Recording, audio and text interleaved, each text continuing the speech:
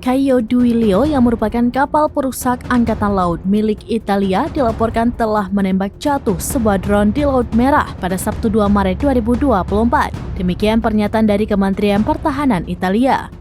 Kementerian menggambarkan tindakan itu sebagai wujud pembelaan diri dari kapal Caio Duilio.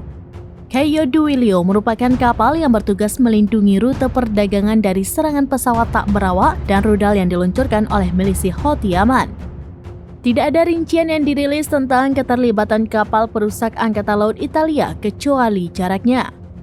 Caio Duilio dilengkapi dengan 3 senjata super rapido 76/62 mm yang dirancang untuk pertahanan udara jarak dekat.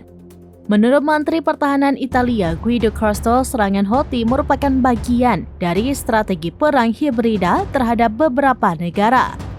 Sebagai informasi, pada bulan Februari, Uni Eropa meluncurkan misi Angkatan Laut ke Laut Merah yang diberi nama Univer Spice untuk melindungi pelayaran di wilayah tersebut.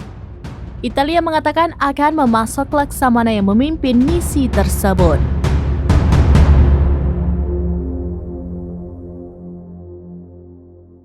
Download Tribun X sekarang, menghadirkan lokal menjadi Indonesia.